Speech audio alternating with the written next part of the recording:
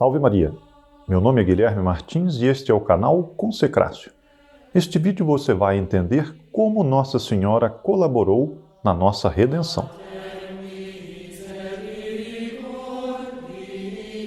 Continue conosco até o final. E se você ainda não é inscrito, inscreva-se agora mesmo em nosso canal, ative o sino das notificações, dê seu like para que o YouTube possa compartilhar este vídeo com mais pessoas. Compartilhe você também este vídeo com seus contatos e, afinal, deixe seus comentários para contribuir com esses nossos estudos. Estamos estudando a função de Nossa Senhora como medianeira universal de todas as graças. É um estudo um pouco mais longo do que os que já vimos fazendo. Portanto, me permito fazer uma recapitulação do que vimos no último vídeo para que toda a questão possa ficar sempre bem presente à mente, para que não fique muito disperso. Que o assunto não fique muito disperso. Nós estamos estudando a mediação universal de Nossa Senhora como uma de suas funções, uma de suas grandezas. Mediador é aquele que se interpõe entre duas partes, entre duas pessoas, para as unir, seja para obter uma reconciliação, seja para obter favores. A condição essencial para que o mediador possa exercer essa função é que ele esteja próximo de ambas as partes. Ora, no plano sobrenatural, as duas partes que é necessário unir são Deus e os homens. O mediador, como diz São Paulo, o único mediador entre Deus e os homens é Nosso Senhor Jesus Cristo, porque ele reúne em si as condições para reaproximar Deus, ofendido pelo homem, do mesmo homem que ele traz de novo a si. Ora, Nossa Senhora também parece exercer uma certa função de mediação. Ela também preenche essas condições de certa maneira, visto que ela é mãe de Deus e, ao mesmo tempo, nossa mãe, mãe dos homens. Nós dividimos o encargo do mediador em dois momentos. O primeiro momento é a reconciliação que ele obtém entre todo o gênero humano e Deus. Isso se dá na redenção. Nosso Senhor Jesus Cristo, por assim dizer, adquiriu para nós o direito à graça. Esse, portanto, o primeiro momento, reconciliação que se consumou na redenção. Segundo momento é a distribuição da graça, é aplicar essa graça que ele mereceu a cada unidade desse gênero humano, dessa grande coletividade, a cada um de nós, a cada indivíduo. E esse momento se consuma na distribuição da graça. Começamos a ver, estamos estudando a mediação de Nossa Senhora. Nossa Senhora como colaborando com Nosso Senhor na mediação. Nessa mediação da qual, como diz São Paulo, entre Deus e os homens, Nosso Senhor Jesus Cristo é único. Nossa Senhora colabora com ele, está na dependência dele para exercer essa missão. Nós começamos a ver então esse primeiro momento, que é o momento da reconciliação que se consuma na redenção. Como Nossa Senhora colaborou na redenção. Vimos também que essa cooperação de Nossa Senhora em nossa redenção é uma verdade ainda não inteiramente definida pela Santa Igreja. Ainda há uma discussão entre os teólogos quanto ao alcance dessa cooperação. Mas deixamos desde já definidos 4 pontos prévios que eram os seguintes. O sentimento universal da Igreja reconhece que Maria Santíssima teve parte na obra da salvação. Lembre-se quando tratamos da Mariologia, o sentimento universal da Igreja, o sentimento universal dos fiéis, era um dos pontos, um dos tripés para a afirmação das verdades. Segundo ponto, essa parte que Nossa Senhora teve no plano de nossa salvação implica em uma certa união de vontades entre ela, ou entre Nosso Senhor Jesus Cristo e ela. Depois, Deus atribuiu a essa parte, a essa colaboração, um verdadeiro valor redentor. E quarto, assim, fomos, portanto, salvos por Nosso Senhor Jesus Cristo, em primeiro lugar, e secundariamente, por dependência, por Nossa Senhora. E o que vimos no vídeo anterior, ou a parte mais extensa da nossa explicação, foi ver como a tradição acolheu essa verdade. Começamos no Novo Testamento e afirmamos que São Paulo foi reconhecidamente o mestre da doutrina da redenção. Depois vimos como os padres da Igreja, como a patrística desenvolveu doutrinariamente essa verdade, como foi aplicando na prática essa verdade, com a piedade do medieval, a piedade dos medievais, desenvolveu essa verdade ou quis mais propriamente vê-la em Nossa Senhora aos pés da cruz, Nossa Senhora sofrendo com Nosso Senhor no Calvário. E por fim, final do século XIX, início do século XX, as definições papais sobre o tema. Agora vamos nos debruçar mais propriamente como se deu, qual foi a parte de Nossa Senhora em nossa redenção. Pretendemos, ao final, ter respondido esta questão. Em que consistiu a cooperação de Nossa Senhora na nossa redenção? O título, como comentamos no vídeo passado, o título desde os primórdios do cristianismo, título dado a Nossa Senhora como Nova Eva, ao lado de Nosso Senhor Jesus Cristo, que era o novo Adão, a consideração desse título nos leva a compreender de modo bastante satisfatório esse papel que Nossa Senhora teve na nossa redenção. Como sabemos, Eva não foi a causa direta da nossa condenação, pois a nossa salvação estava na dependência da atitude de Adão, na prova que eles tiveram. Se Adão tivesse permanecido fiel, a desobediência de Eva não teria sido nossa ruína. E se Adão tivesse, como aconteceu, se ele realmente pecou, e se Eva tivesse permanecido fiel, nós teríamos mesmo assim nos perdido. Nós teríamos, como exatamente aconteceu, nós teríamos herdado a mancha do pecado original. Ora, podemos dizer com isso que Eva não cooperou para a nossa ruína? Todos hão de concordar comigo que ela cooperou. E há um tempo foi a ocasião da nossa queda e a instigadora dela. Eva, no paraíso, como Adão, tinha o dom da ciência infusa. Ela bem sabia que os únicos seres ali presentes capazes de se exprimir pela fala eram eles, os homens, os seres humanos. Os animais não tinham essa capacidade de raciocinar e de se exprimir pela fala. Portanto, ela, ao ter contato com a serpente enganadora, ela deveria ter se posto a questão: por que esse animal está falando comigo? E, no entanto, ela se deixou embair, se deixou enredar pela serpente.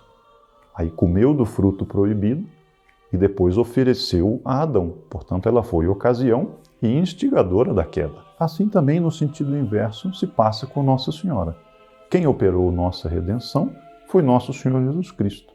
Mas Nossa Senhora aí tem um papel importantíssimo. Evidentemente, sem Nosso Senhor Jesus Cristo, Nossa Senhora sozinha não teria feito nada. No entanto, ela colaborou de forma consciente e livre para o plano de nossa salvação. Assim, se a Escritura diz em Eclesiástico, capítulo 25, pela mulher o pecado começou e por meio dela todos morremos, nós de nossa parte poderíamos fazer algo como uma paráfrase e dizer: pela mulher, Nossa Senhora, mulher com letra maiúscula, bendita entre todas as mulheres, se iniciou a libertação do pecado e por ela todos passamos a viver. Há uma diferença bastante perceptível entre os dois casos que nós estamos analisando. De um lado Eva, de outro lado Nossa Senhora. Eva procurou diretamente um bem para si. Ela não procurou a nossa ruína diretamente. Até se poderia dizer que, genericamente, ela tinha em vista o bem dos seus sucessores. Já Nossa Senhora, livre e conscientemente, procurou a nossa redenção. Eu não resisto em fazer um rápido parênteses para analisarmos a palavra redenção. Não sei se todos já pararam para pensar o que significa, qual a origem, qual a formação da palavra. Como eu gosto muito disso, às vezes eu me ponho a fazer uma etimologia livre das palavras. Nós pegamos noções que temos daqui e dali, reunimos e muitas vezes dá certo. Vamos ver se também no nosso caso dá certo. Se você ao final não se contentar, basta colocar nos comentários: não, eu conheço a etimologia da palavra redenção, é essa, não tem nada a ver com o que o Guilherme está falando. No direito existe uma prerrogativa de quem aluga um imóvel, o locatário. No caso de o locador resolver vender aquele imóvel, o locatário tem a preferência na compra. Esse direito se chama direito de preempção. A partir dessa palavra, que tem uma certa semelhança com redenção, se nós pegarmos a palavra em latim, fica mais fácil, de preemptio para redemptio. Empção, no caso, é a compra. Ele tem a prerrogativa de comprar na frente de outros. Pré, na frente de outros, empção, compra. Direito de preempção. E a partícula, o prefixo red, de redenção, nós encontramos em várias palavras, às vezes adaptadas. Por exemplo, retorno, tornar de volta. Ou, mais diretamente, na mesma forma de redenção, nós temos redarguir. Alguém argumenta, lança um argumento e você redargue, você responde, você devolve aquele argumento. Então aí nós temos os dois elementos. Empsio, compra, red, de volta. Comprar de volta. Em que se aplica isso à nossa redenção? Pelo pecado de nossos primeiros pais, que nós herdamos, nós fomos entregues à escravidão do demônio. Éramos de Deus por direito, ele nos criou, nosso Criador, somos dele por direito, mas pelo pecado nos entregamos ao demônio. E nosso Senhor Jesus Cristo, o que fez ao morrer por nós na cruz? Ele pagou com o seu sangue o nosso resgate, a nossa compra de volta, a nossa redenção. Me parece que essa etimologia livre se aplica bem ao caso. Nossa redenção, nosso resgate, nossa compra de volta. Deus que nos compra novamente. A nossa amizade que nós perdemos, Ele a compra de volta para si. A cooperação de Maria Santíssima na nossa redenção parece ter se dado em uma tríplice manifestação. Ou ela é tríplice ou é uma tríplice manifestação. Para efeito didático, não importa a diferenciação. Num primeiro momento, no consentimento dado à proposta divina, no momento da anunciação. Segunda manifestação, ou segundo momento, na identificação da sua vontade com os desígnios íntimos do Redentor. E terceiro momento, na união de seus sofrimentos com os sofrimentos de Cristo. Vamos ver com calma essa tríplice manifestação dessa cooperação de Nossa Senhora. Na Anunciação, o anjo São Gabriel revelou a Nossa Senhora que ela se tornaria mãe do Messias Deus. Ora, todo israelita que estudava as Escrituras sabia que o Messias seria o Redentor do povo de Israel. É verdade que a noção de redenção que eles tinham era equivocada, era meramente uma redenção terrena, um resgate, um retornar aos períodos de glória do povo eleito. Nossa Senhora, mais do que todos eles, mais do que o seu povo, pela ciência infusa que ela tinha ao estudar as Escrituras, ao estudar os profetas, compreendia com muito maior clareza e, no ponto certo, compreendia essa missão redentora do Messias. E ao lhe ser anunciado que ela seria a mãe desse Messias, ela, ao dar seu consentimento, deu o consentimento àquela missão do seu filho. Isso também ficou claro para ela quando o anjo São Gabriel anunciou-lhe que o nome dele ser-lhe-á posto o nome de Jesus. Ora, Jesus, em hebraico, significa Salvador. Seu filho seria o Salvador do seu povo, o Salvador dos homens, portanto, o Redentor dos homens, e ela era chamada a dar o seu consentimento àquela missão do seu filho e, portanto, a participar dessa missão. Não que ela se tornaria mãe de um filho de Deus que no futuro seria o Redentor. Nosso Senhor nascia dela com a finalidade específica de salvar os homens. E desde o início de sua existência terrena, de sua existência humana, Nosso Senhor tinha consciência dessa missão.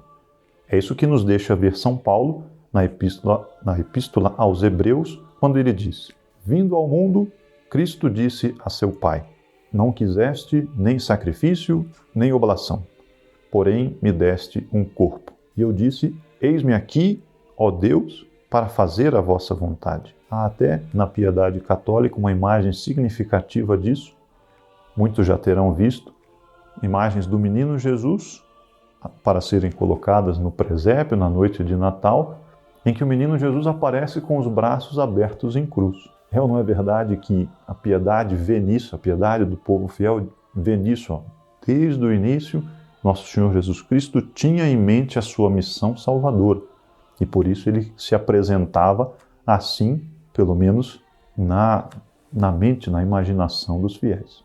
É verdade que a nossa redenção se deu pela efusão do sangue de nosso Senhor na cruz. Porém, desde o início, essa missão já tinha começado, ele já tinha dado o seu consentimento a essa missão. É preciso ver toda a vida de Nosso Senhor como um longo ato redentor que culmina na cruz. Ele, por exemplo, na sua circuncisão, derramou sangue, derramou gotas do seu sangue precioso. Se pode dizer que há um longo ato, então, redentor de Nosso Senhor ao longo de toda a sua vida. E assim também Nossa Senhora, desde esse fiat mihi secundum verbum tuum, faça-se em mim segundo a tua palavra, a palavra do anjo São Gabriel, que pediu o seu consentimento, desde seu fiat, ela já colaborava nessa obra redentora de Nosso Senhor Jesus Cristo. Já pararam para pensar o que teria acontecido se Nossa Senhora, por um absurdo, tivesse rejeitado o seu consentimento?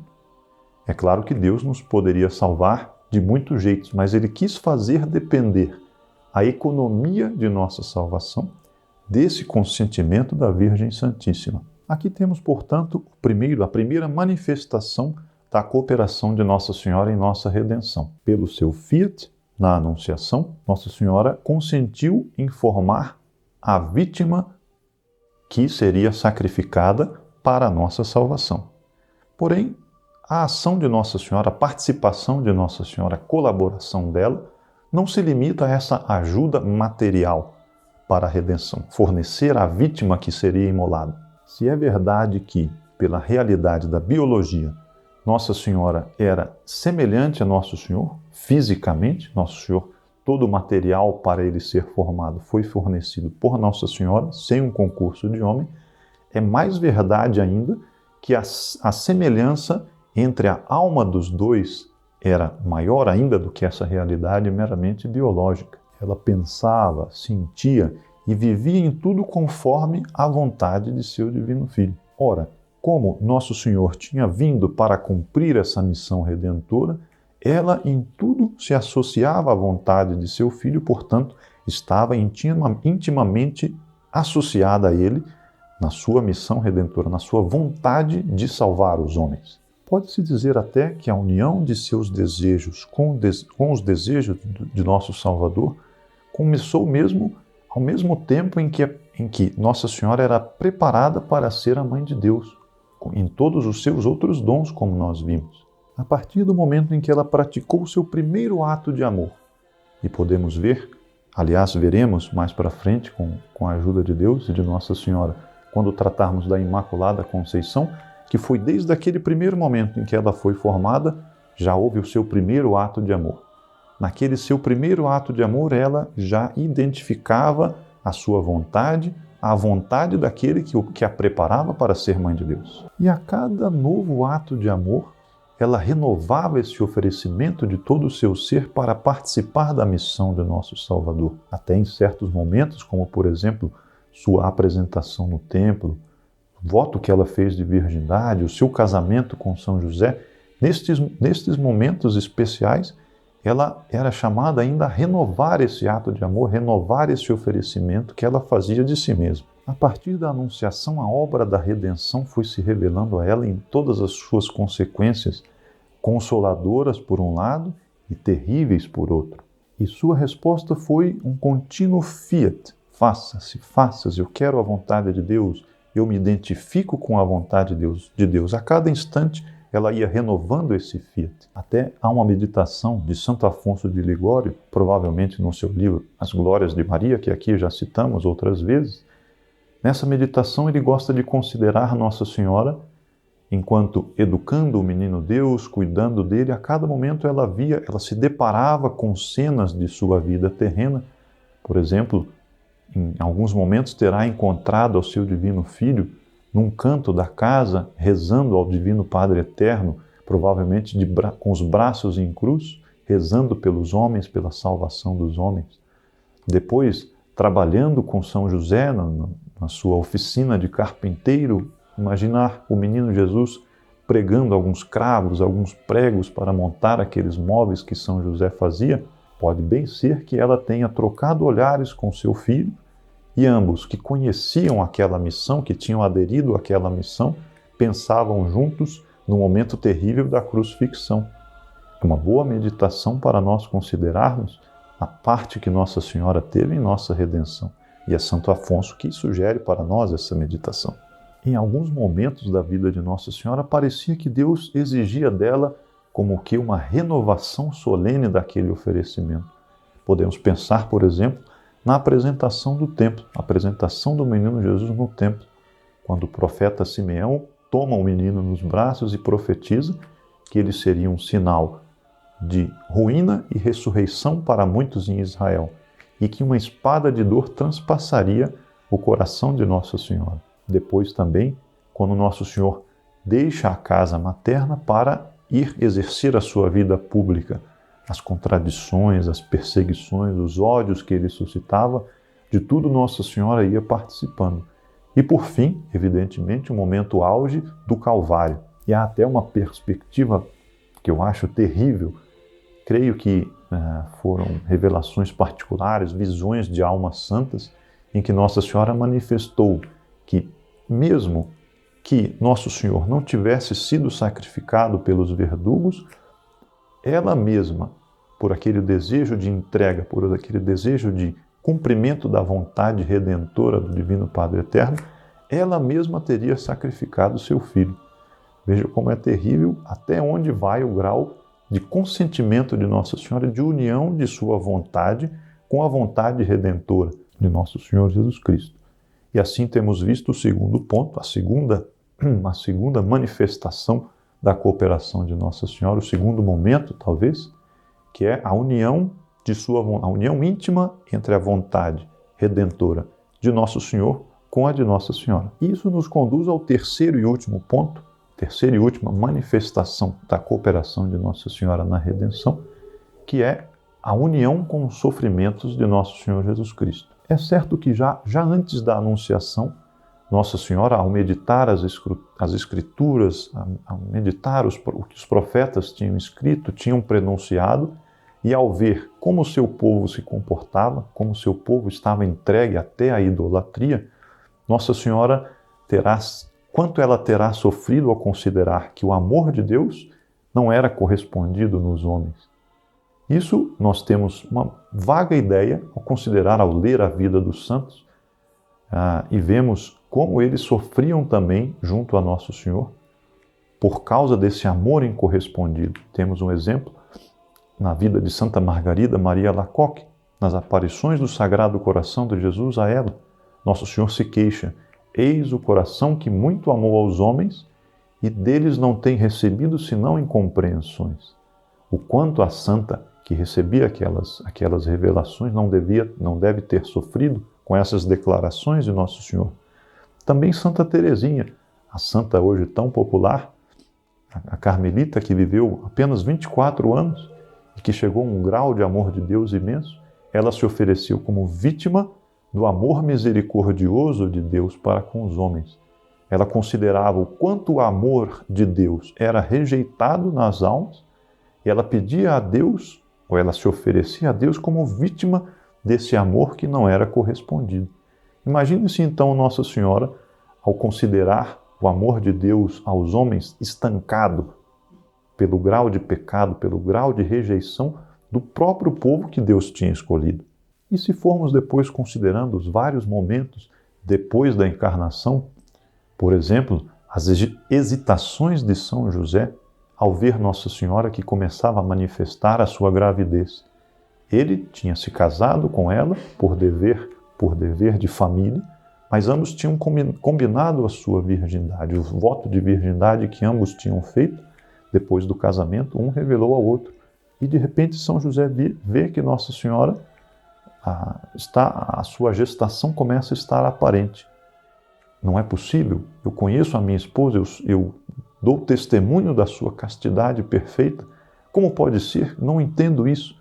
E Nossa Senhora certamente conhecia aquelas inquietações de São José, mas, por vontade de Deus, não queria revelar o plano da encarnação, pois achava que cabia a Deus, no momento correto, revelar. E isso efetivamente aconteceu.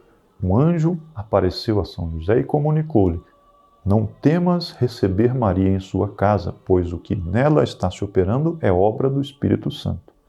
E aí São José aceita aquele plano de Deus e continua a ser o protetor de Nossa Senhora. Quando chega o momento de Nosso Senhor nascer, ele, cumprindo um ditame, uma regra que veio do imperador romano, leva sua esposa até Belém, a cidade de Davi, para onde ele tinha os antepassados, para serem registrados. Ora, ao chegar lá, eles se deparam com a ausência de hospedagem. Qual a mãe? Qual de vocês que é mãe ou que quer ser mãe, deseja ser mãe, ao estar esperando um filho, quais os planos que não faz para dar todo o conforto, toda a comodidade ao seu filho que vem? Escolhe o berço, escolhe a cor do quarto, escolhe o enxoval. Hoje até, recentemente, me deparei com algo que na minha época não existia, uma espécie de tapetinho de anjo da guarda que apita com qualquer coisa, qualquer movimento que o menino, a criança ao dormir faça, e indica, não sei, por Bluetooth no celular dos pais, qualquer coisa assim. Quais os cuidados que toda mãe não quer ter para o bem-estar do seu filho? E Nossa Senhora para com Nosso Senhor. Imaginem só, depois de uma viagem árdua, feita em lombo de um burrico, chegam à cidade dos seus antepassados, a cidade de Davi, a cidade real, e não encontram hospedagem. E onde vão se hospedar? Numa gruta fria, numa gruta certamente suja. Ao chegar em São José, faz o possível, dá o máximo de si para preparar aquele local, e Nossa Senhora ali dá a luz. Qual o sofrimento que isso não significou para ela?